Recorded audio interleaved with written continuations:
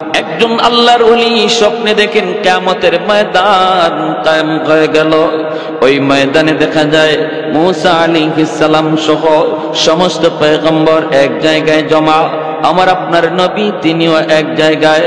ভাইরা বন্ধুরা, ওই অবস্থায় মুসা আলাইহিস সালাম তিনি বলতেছেন, ওগো নবী, আখেরি নবী, আপনি নাকি বলেছেন আপনার উম্মতের উলামায়ে কেরাম, উলামা ও উম্মতি কা আম্বিয়া বনি ইসরাইল, আমার উম্মতের উলামায়ে কেরাম বনি ইসরাইলের নবীদের সমান।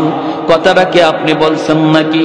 আমার আপনার নবী বলেন, হ, কথাটা তো আমি বলেছি।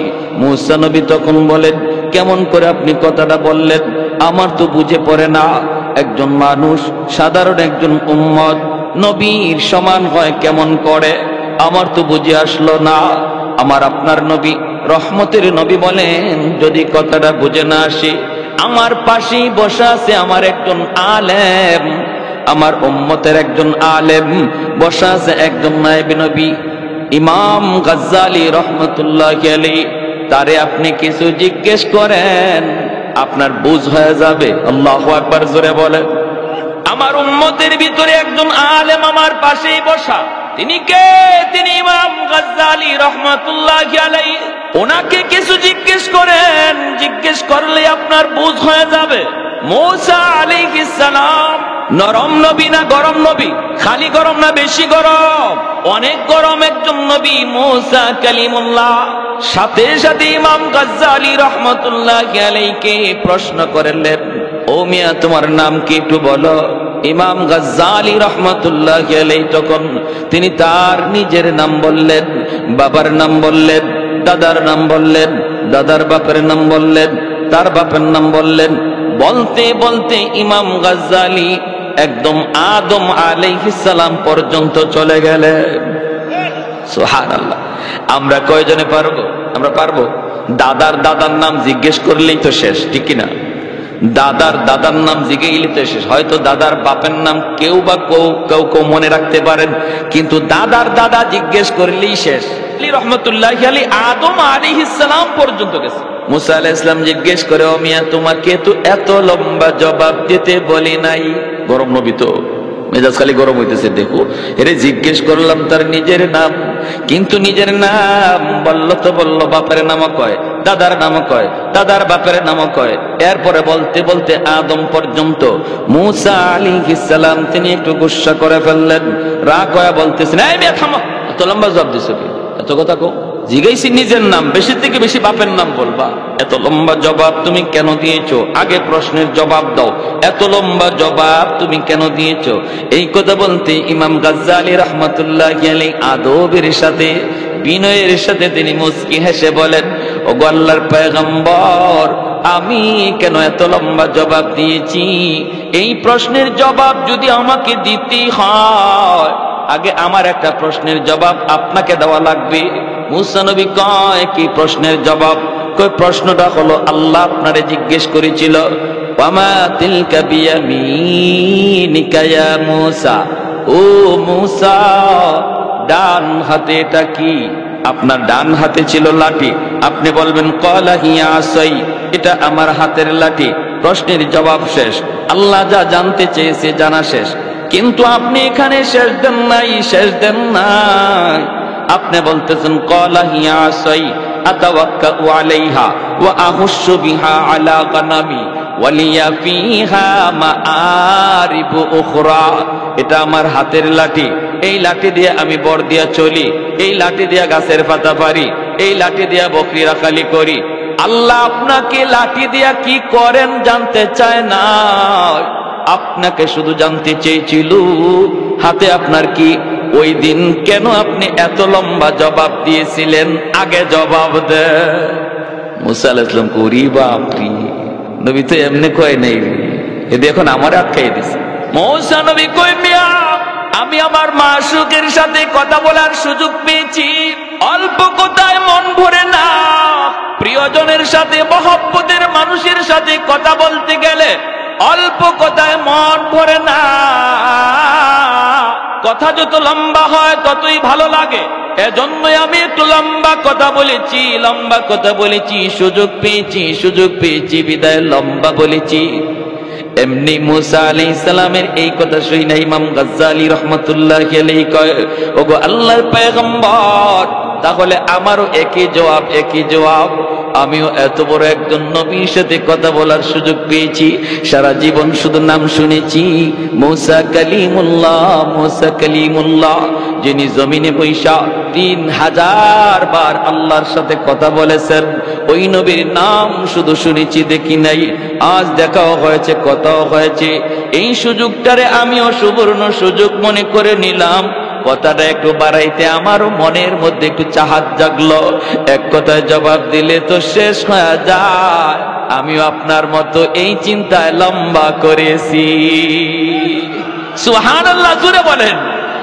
লাযিদ্দাওয়ালা নিদ্দাওয়ালা হাদ্দালি মাওলা, লাযিদ্দাওয়ালা নিদ্দাওয়ালা হাদ্দালি মাওলা, আল-আনা কামা কানা ওয়ালাম ইয়ালকা যাওয়ালা, আল-আনা কামা কানা ওয়ালাম ইয়ালকা যাওয়ালা, লা মিসলা ওয়ালা সাওয়ারা মিসলাম ওয়া নাযীরা, মান ক্বালা সিওয়া যালিকা ক্বাদ ক্বালা মুহালা, মান ক্বালা সিওয়া যালিকা ক্বাদ ক্বালা মুহালা, লা ওয়ালদা ওয়ালা ওয়ালিদা লা আম্মা ওয়া খালা, লা শিবহা ওয়ালা মিসলা ওয়ালা কুফুয়া লিমাওলা।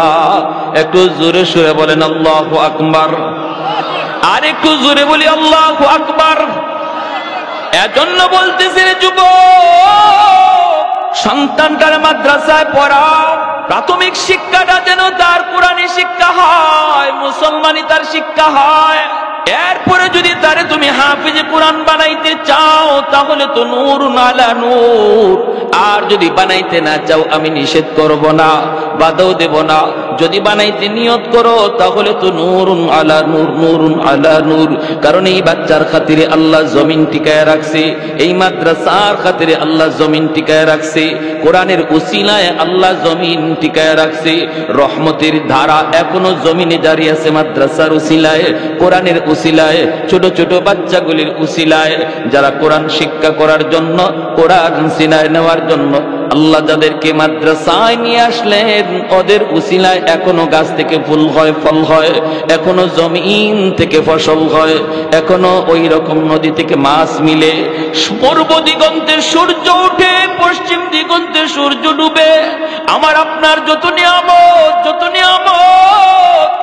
সমস্ত নিয়ামতের ধারা আল্লাহ জমিনে জারি রাখছে মাদ্রাসার খাতিরে, কোরআনের খাতিরে, কোরআনওয়ালাদের খাতিরে। এই কথাটাই মায়ার নবী বলেছেন, তোমরা যদিও কথাটা না বুঝো,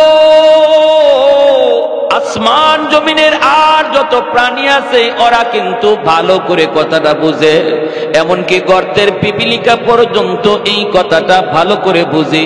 পানির নিচের মাছও এই কথা ভালো করে বুঝে।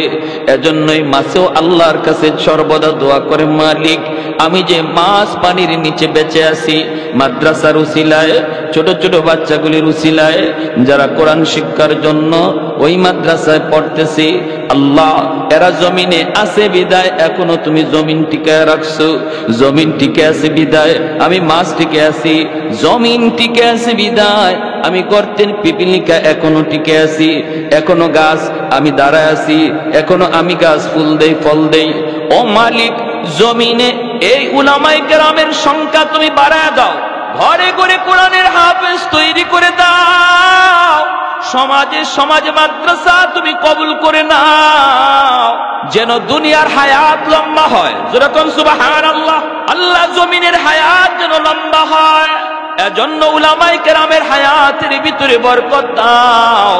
হাফেজ কোরআন তুমি ঘরে ঘরে কবুল করে নাও। আপনাদের সমাজের জন্য এই মাদ্রাসা হলো রহমত। আল্লাহ পাক রব্বুল আলামিন বলেন, ওয়া নুনাজ্জিলু মিনাল কুরআন মা হুয়া শিফাউন ওয়া রাহমা ওয়া রাহমাতুল লিল মুমিনিন। আল্লাহ বলেন, কোরআনকে আমি নাজিল করেছি তোমাদের জন্য রহমত বানাইয়া, কোরআনের প্রতিষ্ঠান হলো এলাকার জন্য রহমত, কোরআন হলো ঘরের জন্য রহমত, কোরআনের প্রতিষ্ঠান হলো সমাজের জন্য রহমত। যেই সমাজের মানুষগুলি মাদ্রাসাকে কদর করে, মাদ্রাসাকে ভালোবাসে, অন্তর দিয়ে মহব্বত করে, আল্লাহ বলেন এই সমাজের উপর আমি আল্লাহ রহমত নাজিল করি। আমরা আল্লাহ পাকের রহমত চাই কি চাই না? যেখানে রহমত আসে সেখানে গজব আসে না, আর যেখানে রহমত থাকে না সেখানে গজব নেমে আসে। আসমানি গজব আর জমিনি গজব থেকে যদি বাঁচতে হয় তাহলে কোরআনের তালিম চালু রাখতে হবে। করোনা, ওমিক্রন এ জাতীয় আরো মহামারী থেকে যদি বাঁচতে হয় আল্লাহর কোরআনের শিক্ষা সমাজে আরো বাড়াইতে হবে। কোরআনের আওয়াজ বন্ধ করে কোনদিন করোনা দূর করা যায় না, কারণ করোনা আর ওমিক্রন আর আসমানি জমিনি গজব মানুষের ইশারায় চলে না, চলে আল্লাহর ইশারায়। আর আল্লাহর ইশারায় যে গজব চলে তা যদি দূর করতে হয় তাহলে কোরআনের রহমতের দ্বারাই দূর করতে হবে, ঠিক কিনা? এই কথাটা আমরা অনেকে বুঝি না, বুঝার চেষ্টাও করি না। বিধায় করোনার সময় ওয়াজ মাহফিল চলতো না। আরে যার যে ওয়াজের দ্বারা, যে কোরআনের আওয়াজের দ্বারা করোনা দূর হবে, এটা বন্ধ করে তুমি করোনা বিদায় করতে চাও, করোনা আরো দ্বিগুণ বেগে আসবে, ঠিক কিনা? জোরে এখন এই বুঝতেই নাই, এই বুঝতেই তো নাই। আমার ভাইয়েরা, বন্ধুরা, ভারতের একজন বহুত বড় আল্লাহর ওলি খাজা কুতুবউদ্দিন বখতিয়ার কাকি রহমতুল্লাহি আলাইহি, বহুত বড় আল্লাহর ওলি।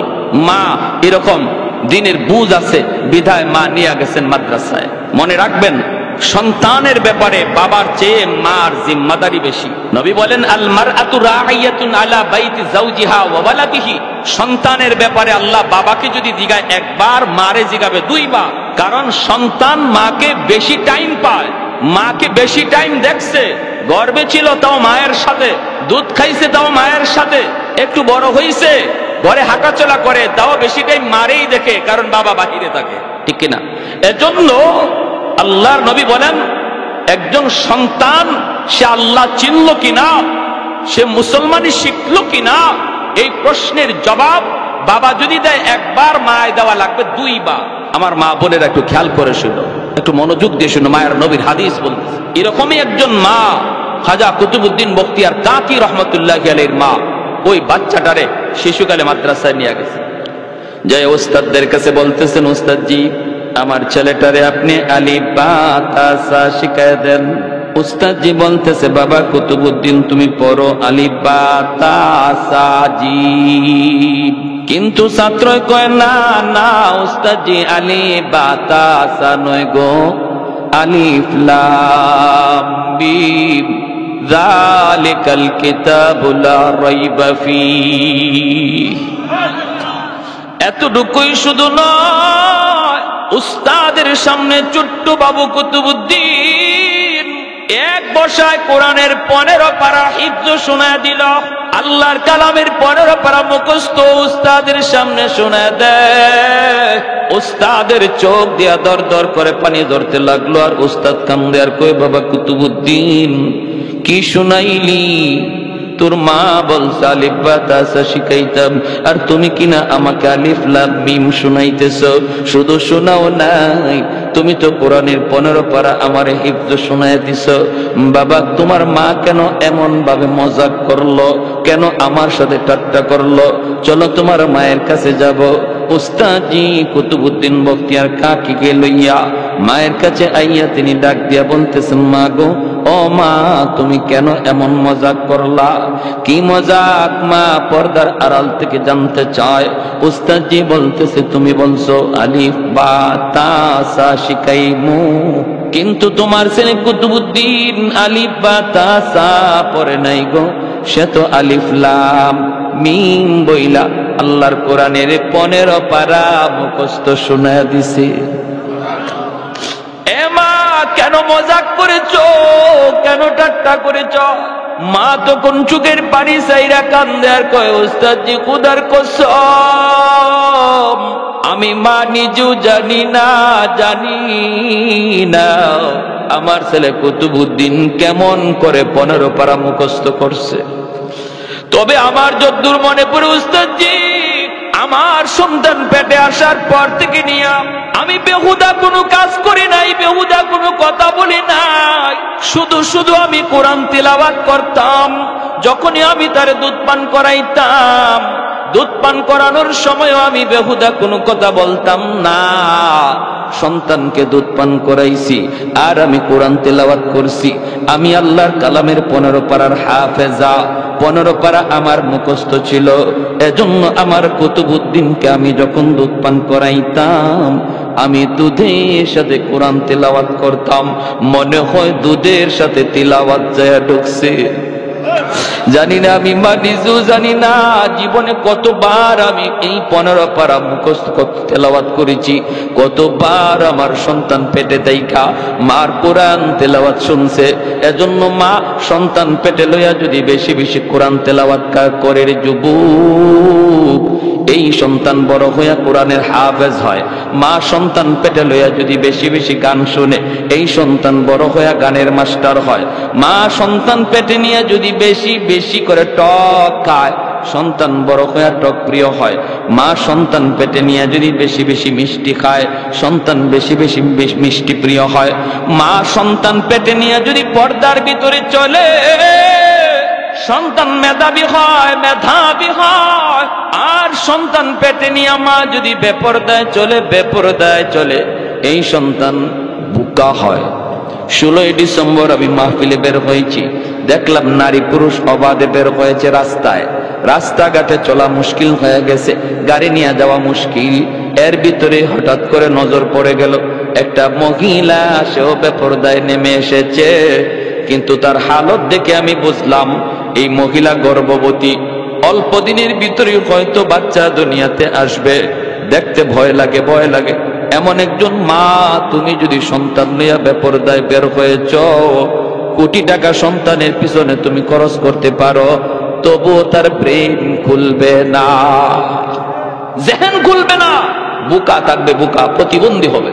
ভাইয়েরা আমার, এজন্যই কুতুবউদ্দিন বখতিয়ার কাকি রহমাতুল্লাহি আলাইহির মা বলতেছে, উস্তাদজি আমার সন্তান কুতুবউদ্দিন দুধ পান করার সময় মায়ের দুধ খাইছে আর কোরআন তেলাওয়াত শুনছে। যেরকম সুবহানাল্লাহ।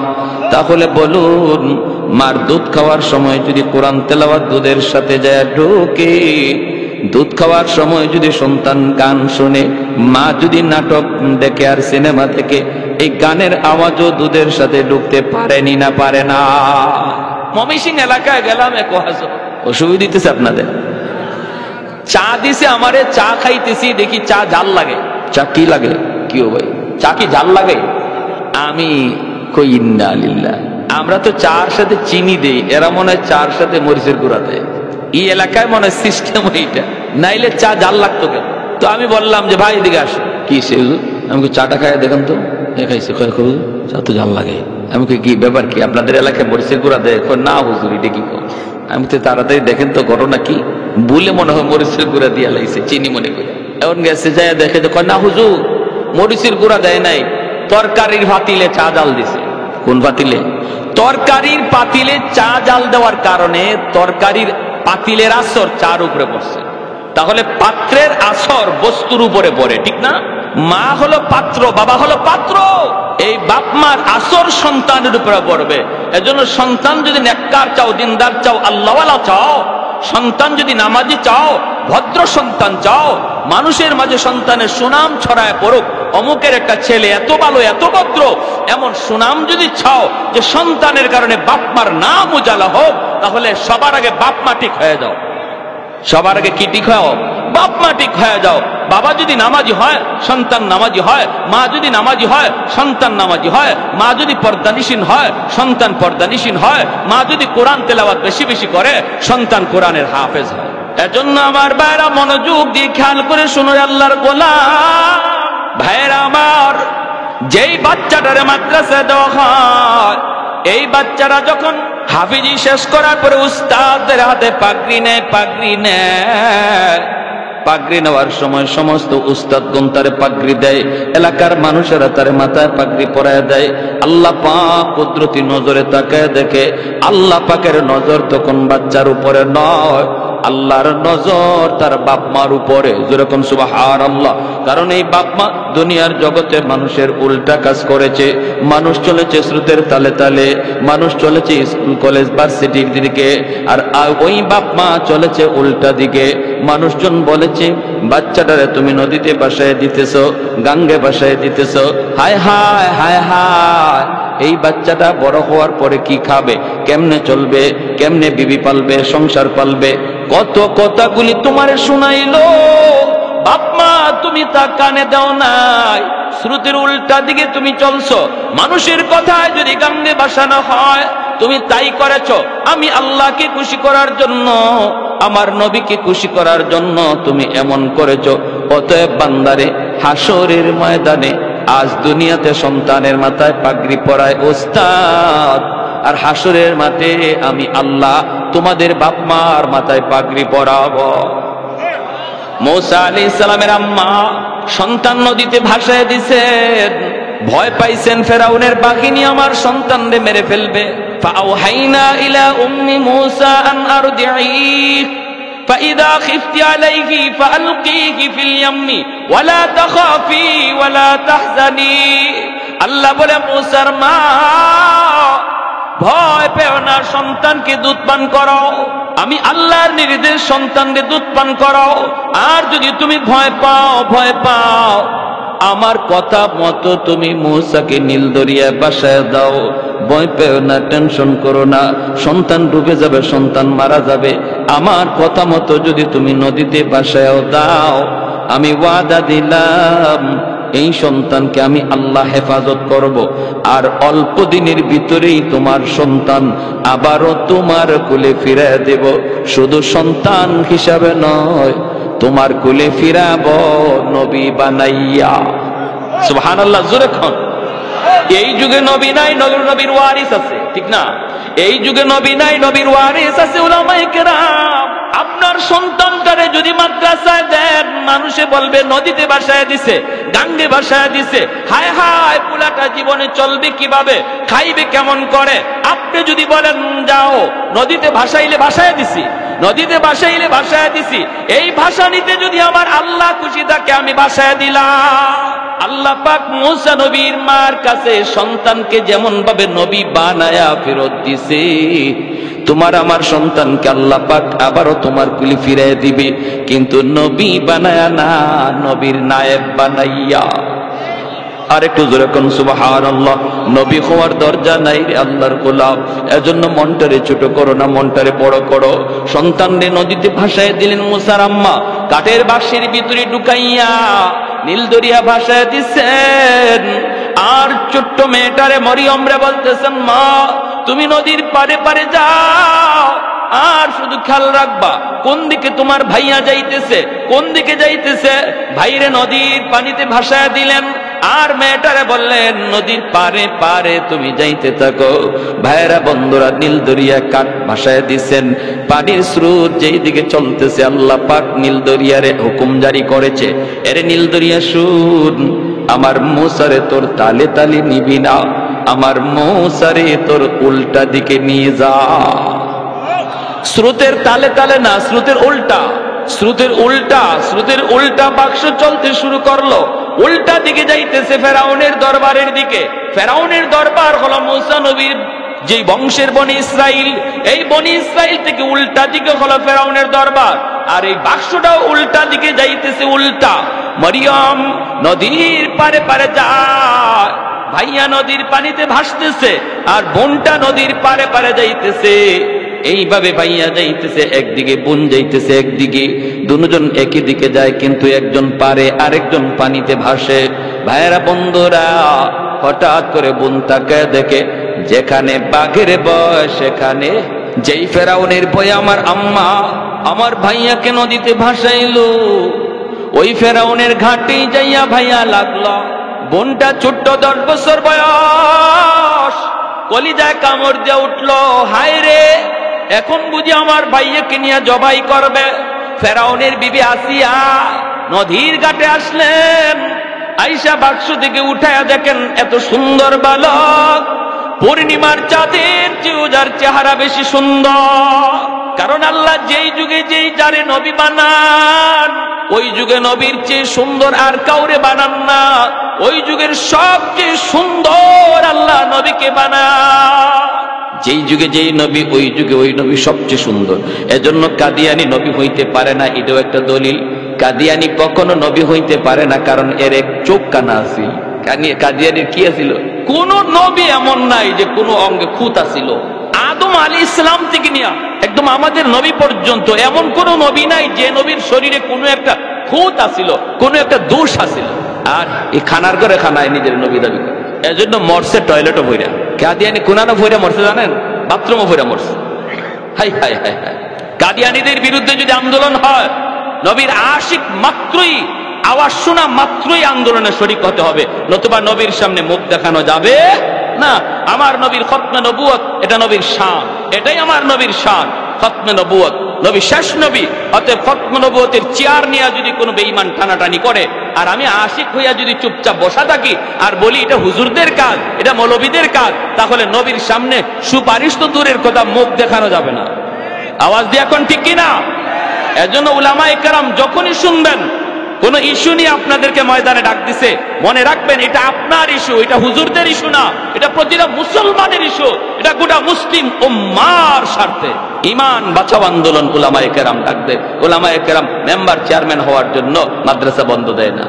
উলামায়ে কেরাম যদি মাদ্রাসা বন্ধ দেয়, গোটা মুসলিম উম্মাহর ঈমান রক্ষার জন্য দেয়। ঠিক কিনা জোরে খান? মেম্বার চেয়ারম্যান হওয়ার জন্য না।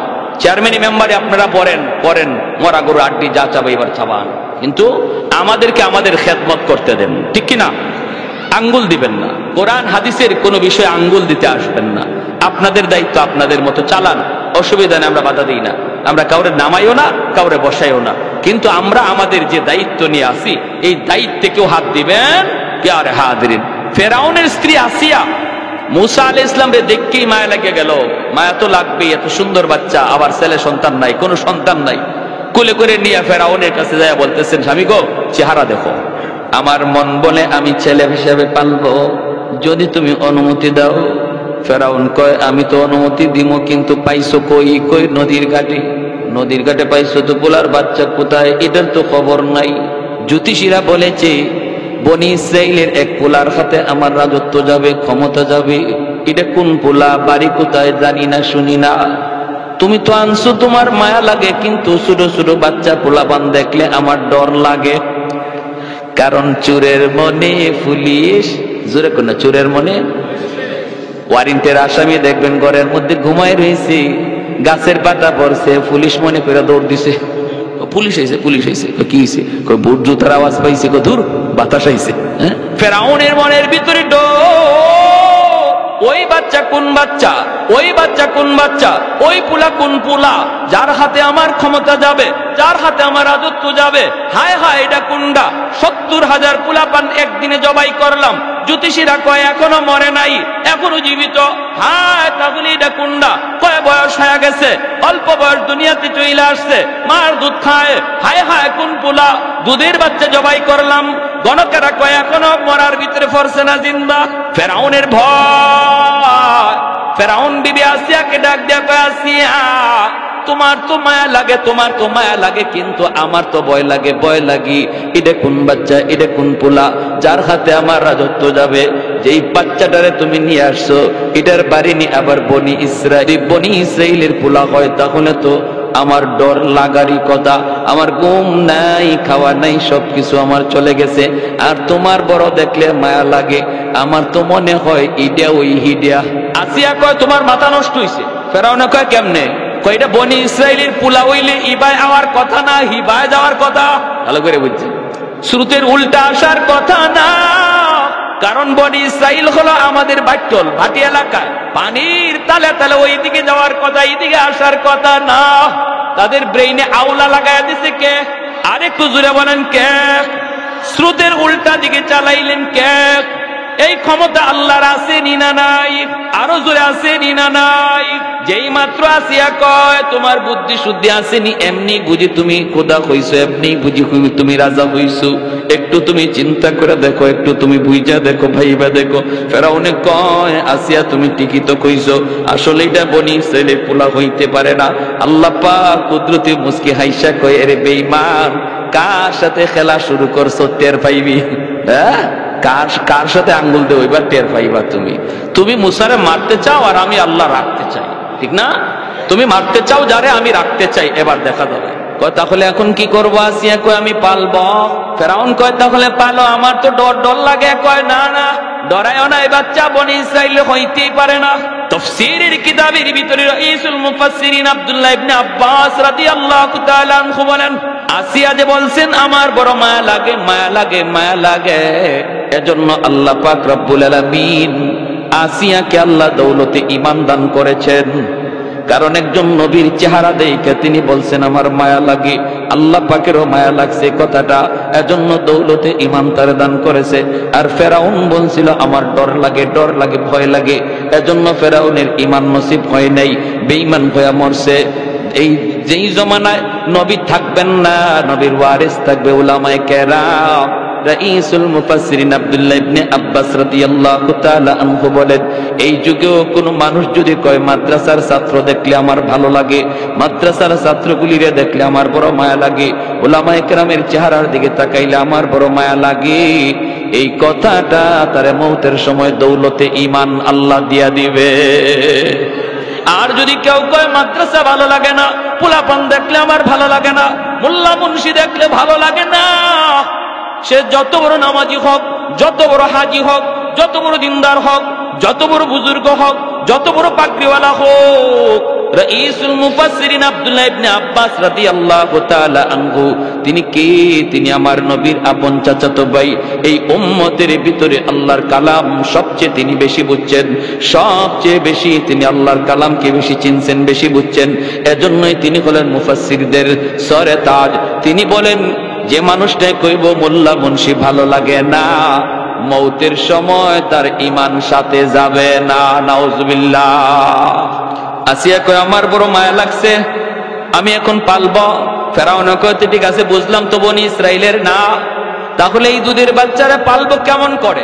দুধের বাচ্চারে দুধ খাওয়ানো প্রয়োজন।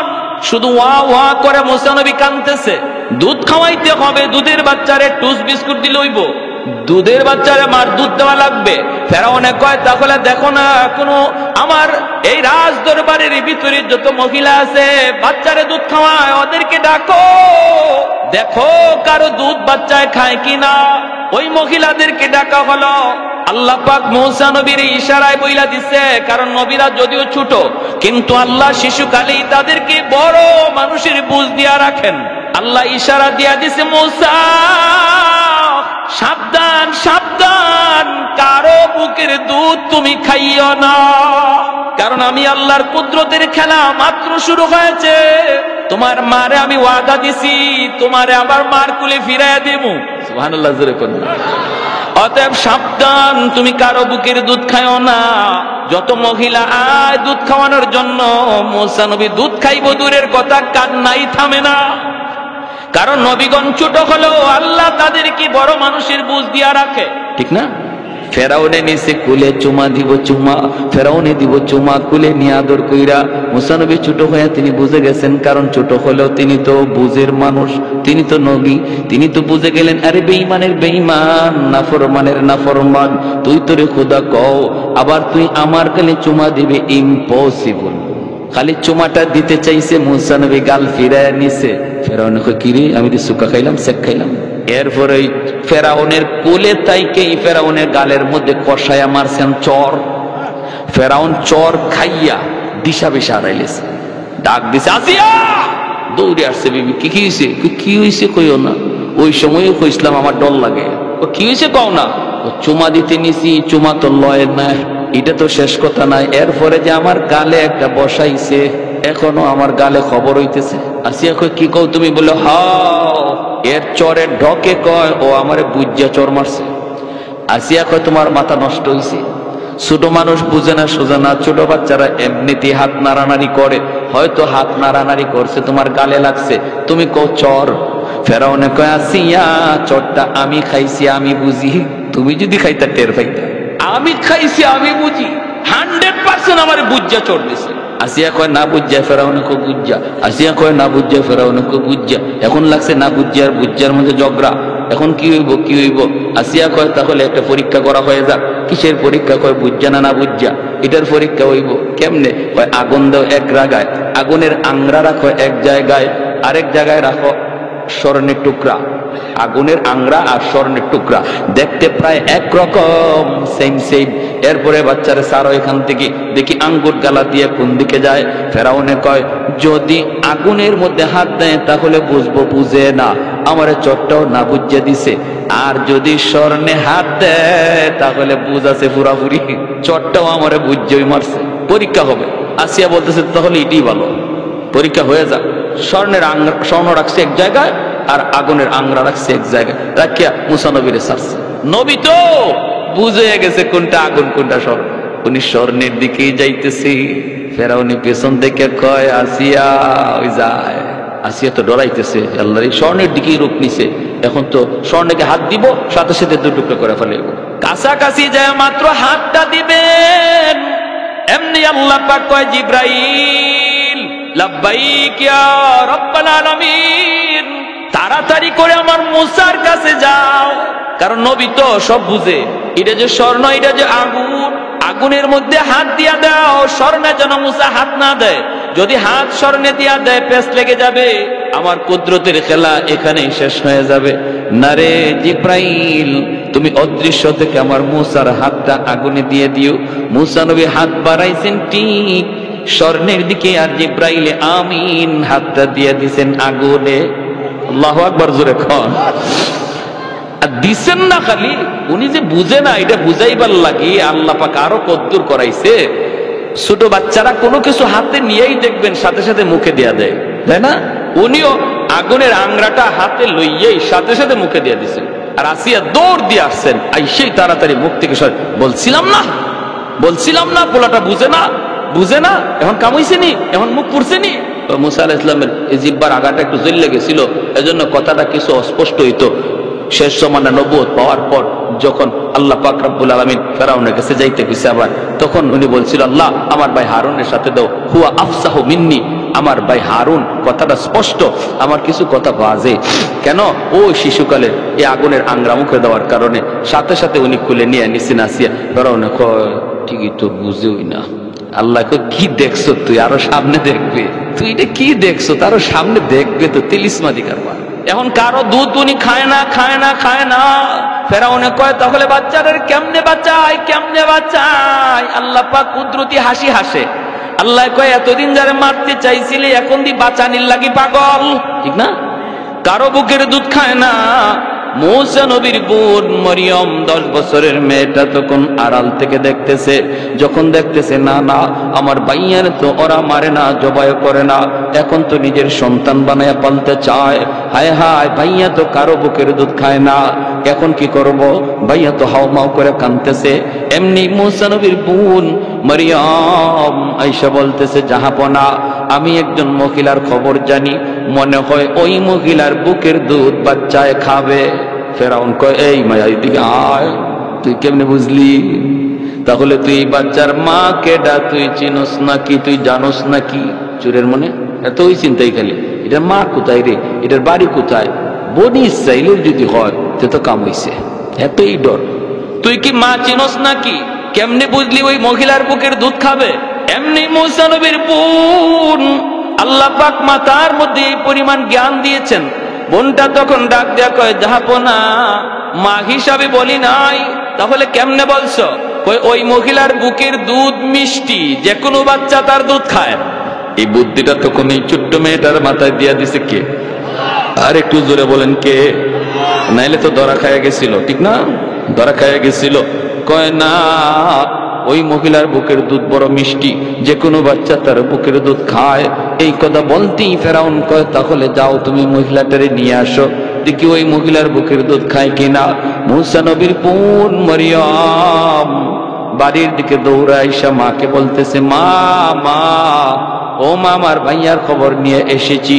মা পাগল হয়ে ঘর থেকে বের হয়েছে, মারি বল না আমার মুসার কি হয়েছে, কোথায় গেছে?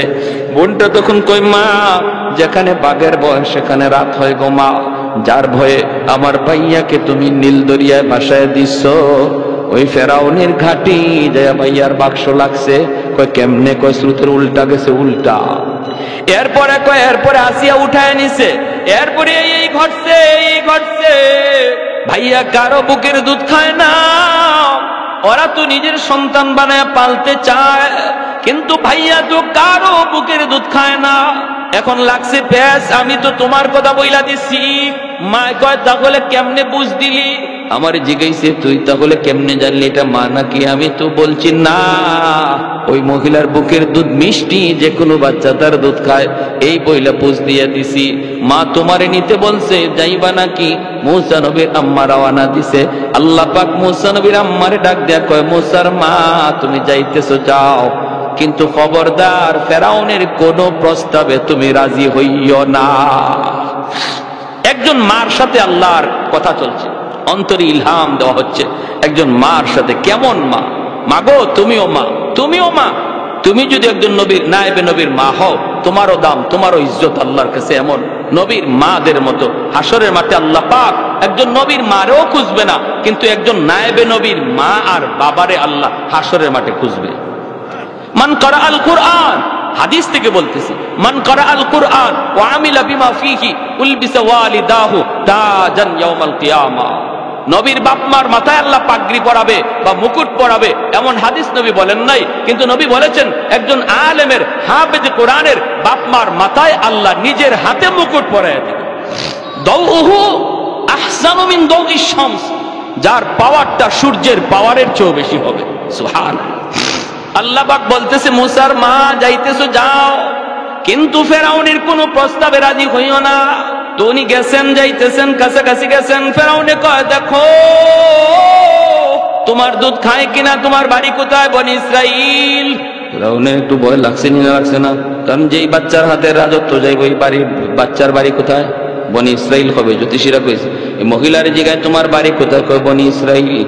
ফেরাউনে আবার মনে মনে কয় তো বনি ইসরাইল হইছে তো কি হইছে? এটা তো মা না, দেখি না, এটা তো মা না, তো হইছে তো কি হইছে? দেখো না তোমার মুখের দুধ খায় কিনা, তুমি একটু দেখো। মুসা নবীর যেই মাত্র মা কোলে নিছেন, সাথে সাথে কান্না থেমে গেছে।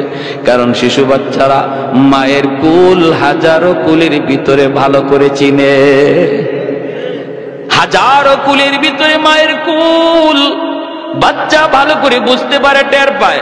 এজন্য কান্না থেমে গেছে, কান্নাটা থেমে গেছে। ফেরাউনের সন্দেহ বেজে গেছে, ঘটনা কি রে, কান্না থেমে গেল কেন?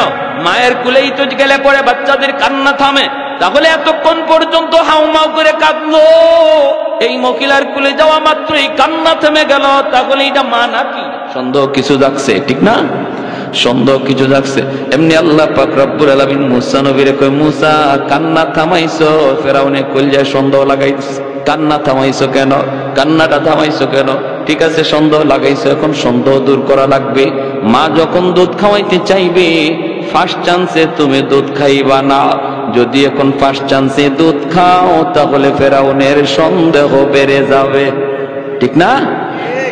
মুসা নবীর আম্মা যেই মাত্র কোলে নিছেন, দুধ খাওয়ানোর জন্য যখন তিনি চেষ্টা করতেছেন, মুসা নবী মুখ ফিরায় নেয়। ফেরাউনের মনে যে সন্দেহ আছিল মা, সন্দেহটা কিছু কেটে যায়। কয় না রে, মা হতে পারে না, যদি মা হইতো তাহলে দুধও খাইতো, ঠিক কিনা? আল্লাহ সন্দেহ দূর করে দিতেছে। আল্লাহু আকবার, জোরে বলি আল্লাহু আকবার। একটু জিকির করি লা ইলাহা ইল্লাল্লাহ, জোরে।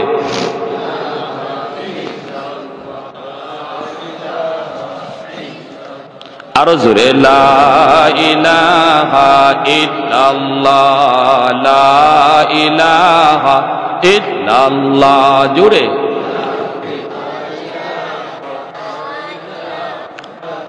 লা ইলাহা ইল্লাল্লাহ মুহাম্মাদুর রাসূলুল্লাহ। একটু জোরে সুরে বলি সাল্লাল্লাহু আলাইহি ওয়াসাল্লাম। আমার ভাইরা, তাহলে একজন মার কাহিনী শুনাইতেছি, ঠিক না? আমাদেরও মা আসেনি না নাই, ছোট ছোট বাচ্চাগুলির মা আসেনি না নাই, মাও আছে বাবাও আছে, ঠিক না ভাইরা? মায়েরা, যারা মায়েরা আছেন একটু দিলটা নরম করে কথাগুলি শুনুন, নরম করে কথাগুলি শুনুন। মায়েদের জন্য অনেক সবব, কতটা দাম আল্লাহ মুসা নবীর আম্মারে দিছেন। আল্লাহ নিজে মুসা নবীর আম্মার সাথে কথা বলতেছেন, জোরে কর না সুবহানাল্লাহ। আল্লাহ নিজে কথা বলতেছেন, একজন নবীর মার সাথে আল্লাহ কথা বলতেছেন। একজন নবীর নায়েব, একজন হাফেজে কোরআনের মা যদি তুমি হও, একজন মুফতি মুহাদ্দিসের মা হও, তোমারও এরকম আল্লাহর কাছে এত দাম, দাম বেড়ে যাবে, দাম বেড়ে যাবে। হাজি সাহেব কষ্ট করে আপনাদের সহযোগিতা লইয়া, আপনাদের পরামর্শ লইয়া, মনে অনেক আশা নিয়া এই মাদ্রাসাটা দিচ্ছেন, মনের ভিতরে অনেক আশা, ঠিক না ভাই? হ্যাঁ, কওমি মাদ্রাসা মানে কওম দ্বারা পরিচালিত, সরকারি মাদ্রাসা মানে সরকার দ্বারা পরিচালিত। এটা সরকারি মাদ্রাসা না, এটা কওমি মাদ্রাসা, অতএব এটা এলাকার মানুষের দ্বারাই পরিচালিত। যদি কওম সহযোগিতা না করে কওমি মাদ্রাসা টিকে না। কোন এলাকায় যদি কোনো একটা কওমি মাদ্রাসা এলাকার সহযোগিতা না করার কারণে মাদ্রাসার কোনো ক্ষতি হয়, মাদ্রাসার ক্ষতি হয়, মুহূর্তের ভিতরে ওই এলাকায় আল্লাহর পক্ষ থেকে গজব নামবে, রহমত চলে যাবে, রহমত চলে যাবে। কারণ মাদ্রাসা টিকে আছে বিধায় আল্লাহ এখনো আমার আপনার সুস্থ রাখছে, এখনো আমার আপনার আল্লাহ রহমত দিয়ে ভরপুর করে রাখছে। প্যারে হাজিরিন, এজন্য নবী বলেন, কুন আলিমান আও মুতাআল্লিমান আও মুহিব্বান আও মুঈনান ফালা তাকুন খামিসা। হয় তুমি আলেম হও, নতুবা মাদ্রাসায় পড়ো, নতুবা তুমি আলেমদেরকে মহব্বত করো, আর নতুবা মাদ্রাসাকে সহযোগিতা করো। ফালা তাকুন খামিসা, নবী কয় 5 নম্বর দলে কেউ যায়ও না, 5 নম্বর দলে কেউ যায়ও না। মানে মাদ্রাসার সাথে বিদ্বেষ রেখো না, মাদ্রাসার প্রতি কোনো দুশ্মনী রেখো না, মাদ্রাসার ক্ষতি করার চিন্তা নিও না। দুনিয়া আখিরাত তার বরবাদ হয়ে যাবে। ব্যক্তি বিশেষের দোষ থাকতে পারে, কিন্তু মাদ্রাসা প্রতিষ্ঠান এটা আল্লাহর নবীর বাগান, ঠিক কিনা? মসজিদ আল্লাহর ঘর, মাদ্রাসা নবীর ঘর। যেখানে একটা মসজিদ তৈরি হবে, গোটা সমাজের দায়িত্ব হয়ে যায় মসজিদ চালানো আর মসজিদে নামাজ পড়া। মসজিদের কমিটির সভাপতি কে, তার উপরে গুসা করে যদি কেউ মসজিদের ক্ষতি করে, আল্লাহর কাঠগড়ায় দাঁড়ায় জবাব দেওয়া লাগবে, মুক্তির কোনো উপায় নাই। কারণ মসজিদ সভাপতির নয়, ঠিক কিনা? এখন ঠিক তেমনি কোন এক ব্যক্তির মাধ্যমে মাদ্রাসা তৈরি হয়, তার মানে এই নয় মাদ্রাসা তার উপরে গুসা করে যদি প্রতিষ্ঠানের কেউ ক্ষতি হয়ে যায়, আমার কোনো আচরণে, আমার কোনো কথায় আল্লাহর কাছে মুক্তি পাওয়ার কোনো উপায় নাই। প্রতিষ্ঠান হয়ে যাওয়া মাত্রই গোটা সমাজের দায়িত্ব হয়ে যায় প্রতিষ্ঠান চালানো, ঠিক কিনা? জোরে কোন সমাজের, গোটা সমাজের দায়িত্ব হয়ে যায় প্রতিষ্ঠান চালানো। ওই কিছুদিন আগেও কিতাবের মধ্যে পড়ছি, ঘটনাটা বলতেছি আমি, শেষ দিয়ে দেবো। আরো ইন্টারেস্টিং ঘটনা শেষের দিকে, উদ্দেশ্য আমার সামনে। পাকিস্তানে এক দাওয়াতে তাবলীগের জামাত গেছে, যে দেখে জঙ্গলের মধ্যে একটা মসজিদ, মসজিদে কোনো মানুষজন বলতে কেউ নাই, কেউ নাই। এই মসজিদের ভিতরে তারা ঢুকছে, ময়লা আবর্জনা পড়ে রয়েছে। দাওয়াতে তাবলীগের মানুষরা এই ময়লা আবর্জনা পরিষ্কার করে তারা এই মসজিদে থাকার সিদ্ধান্ত নিছে, এই মসজিদে থাকার সিদ্ধান্ত নিছে। এলাকার মানুষজন দৌড়ে আসছে, এসে কয়, হুজুর আপনারা এখানে থাকবেন? বলে হ, আমরা এই মসজিদে থাকবো। কয় আল্লাহর দোহাই মসজিদে থাকেন না। রাত যখন 2টা বাজে তখন এমন এক কান্নার আওয়াজ আমরা শুনি, আর এই ভয়ে এই এলাকা থেকে মানুষজন বাড়িঘর দূরে সরাই গেছে। আপনারা এখানে থাকেন না, ভয় পাবেন। আমি সাথে কি কও? বলে হ, রাত 2টার সময় দেখবেন কান্না শুরু হয়েছে। তখন এই অবস্থায় দেখা যায় ও এশার নামাজ পড়ার পর খাওয়া দাওয়া কইরা দাওয়াতে তাবলীগের সাথীরা, আমি সব বরুব্বর আল্লাহওয়ালা মানুষ, বুজুর্গ মানুষ, ইনি বলতেছি তোমরা সবাই ঘুমাও। আমি ঘুমাবো না, আমি দেখতে হবে কিসের কান্না, আমি সজাগ থাকবো, তোমরা ঘুমাও। কিন্তু সাথীরা কি আর ঘুমাইতে পারে? এরাও আর ঘুম নাই, সবারই কান সজাগ।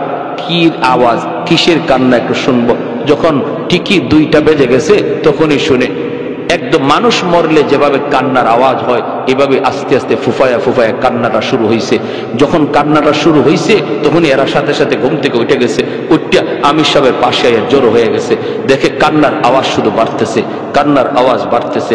ডান দিকে কান্না, বাম দিকে কান্না, সামন থেকে কান্না, পিছন থেকে কান্নার আওয়াজ শুধু বাড়তেছে। সবাই ভয় পেয়ে গেছে, আমির সাহেবের কাছে আইসা জড়ো হয়ে গেছে। তখন ওই অবস্থায় কাঁদতেছে কাঁদতেছে আমির সাহেব, তিনিও বলতেছে চলো আমরাও হাত উঠাইয়া আমরাও কান্না শুরু করি। আমির সাহেব হাত উঠাইয়া তিনি সাথীদেরকে নিয়ে আল্লাহর কাছে কান্না শুরু করছে। এমন কান্না শুরু করছে, কানতে তাদের কান্নার আওয়াজে ওই কান্না বন্ধ হয়ে গেছে।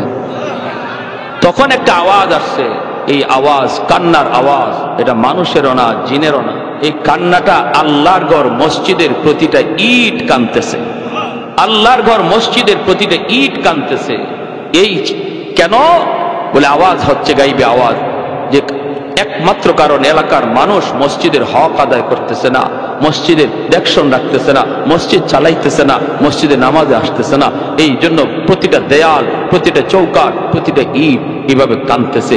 বলুন এই মানুষগুলার অবস্থা কি হবে? তখন আমির সাহেব কাঁদতে কাঁদতে অস্থির হয়ে বলতেছে, আল্লাহ তোমার দরবারে ফরিয়াদ, যতক্ষণ পর্যন্ত এই মসজিদে ভরপুর মুসল্লি আমরা না বানাবো, আমরা তবলিগের কাজ এখানে বন্ধ করব না।